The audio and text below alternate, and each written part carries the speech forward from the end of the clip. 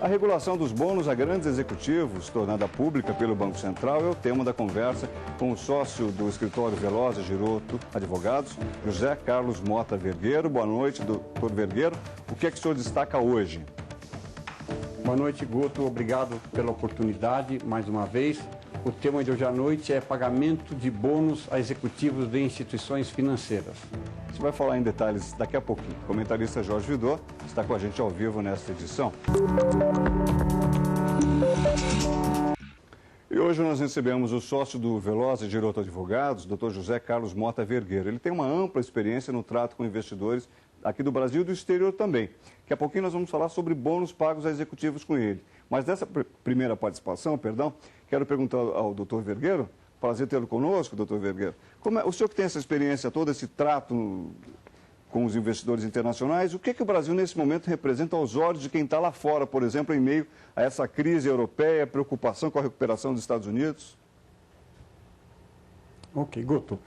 Como você sabe, o Brasil oferece uma variedade enorme de recursos naturais e nós, como operadores do direito, escritório, temos sentido um interesse enorme de investidores estrangeiros no país, em todos os setores da economia, não só em relação a novos investimentos, criação de novas oportunidades de empresas, mas também na aquisição de empresas nacionais em todos os setores. Interessante. E com mais segurança do que se encontra nos grandes mercados, nas grandes economias que enfrentam a crise. Eu posso fazer uma pergunta? Rapidamente, Vidor, vamos lá. Vergueiro, claro. Eu tenho notado o interesse especial dos chineses. Os chineses já aplicaram em petróleo no Brasil 25 bilhões de dólares. Esse movimento se expande também para outras áreas, vindo da China?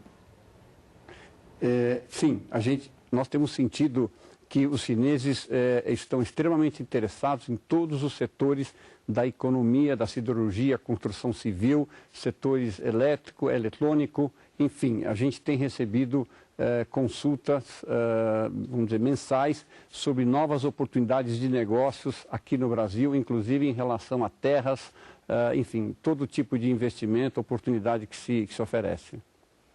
A gente retoma com o doutor Vergueiro, Jorge Vidot. Vamos ao intervalo agora. Na volta, números de notícias do Brasil. Até já. Da poupança nossa de cada dia, para virar o jogo radicalmente, digamos, para aquele universo dos milhões e bilhões que vão para o bolso dos grandes executivos mundo afora. Olha só, os números aqui do Brasil são surpreendentes, não são pequenininhos não. A gente vai mostrar daqui a pouco. De cara, a gente lembra que o Banco Central tornou pública a resolução do Conselho Monetário Nacional que regula a política de remuneração dos chefões de empresas financeiras, por exemplo, entre outras. Nós vamos falar disso com o nosso convidado, o Dr. José Carlos Mota Vergueiro. Mas antes, só para refrescar a memória, vamos voltar um pouquinho no tempo. Você se lembra, ou perguntando de outra forma, será que você conseguiu esquecer aqueles pagamentos de bônus milionários a executivos que começaram a ser discutidos principalmente depois da crise de 2008, crise financeira internacional? Já no início do ano seguinte, 2009, empresas do setor financeiro que quase faliram, sobretudo nos Estados Unidos, precisaram de ajuda financeira, de dinheiro do governo para poder se manter no mercado. Mesmo assim, pagaram bônus mais do que generosos aos seus executivos. Polêmica das boas. Um dos exemplos principais é a seguradora americana AIG. A companhia recebeu 180 bilhões de dólares de socorro na época. Motivo? A crise do subprime. A seguradora garantiu papéis de alto risco no mercado imobiliário. Papéis que muitos dos principais executivos do setor financeiro americano sabiam que não poderiam ser honrados. Ao longo do processo, as instituições financeiras ficaram sem recursos para pagar os papéis podres vendidos por bancos a investidores quando a crise estourou. Foi aí que o governo entrou em cena com dinheiro público para diminuir o estrago. Mesmo assim, em março, a AIG, entre outras companhias implicadas na crise, desembolsou 165 bilhões de dólares em remunerações adicionais, os conhecidos bônus, a seus executivos. Depois das críticas, o governo americano decidiu restringir os prêmios pagos pelos bancos que receberam recursos públicos. Doutor Vergueiro, aquele episódio, o processo lá da crise internacional, os bônus pagos aos executivos, acabaram deixando muita gente irritada, porque no caso dos Estados Unidos, por exemplo, a necessidade de investimento de dinheiro público para fechar os balanços dos bancos e os executivos, com direito garantido por lei, recebendo os seus altos bônus. há uma mudança significativa aqui no Brasil também. Eu queria que o senhor nos falasse em poucas palavras como ela se dará e o que ela representa, doutor Vergueiro. Com efeito, Guto, com base na crise financeira que assolou Wall Street em 2008, o Brasil, através do Banco Central, decidiu emitir uma resolução 3921, que tem por finalidade regulamentar a política de remuneração dos altos executivos de instituições financeiras. E, com certeza, esta política ela é uma política voltada a uma questão de prudência, né, no mercado, de forma que, a partir de 1º de janeiro de 2012, todas as instituições financeiras serão, evidentemente, obrigadas a informar o Banco Central qual o nível de remuneração vis-à-vis os riscos assumidos, vis-à-vis a performance desses executivos. Enfim, é uma norma bastante prudente e que só vem dar maior confiança ao mercado financeiro. Quer dizer, isso está entrando em vigor agora, né? Pelo que o senhor mencionou, 1º de janeiro desse ano.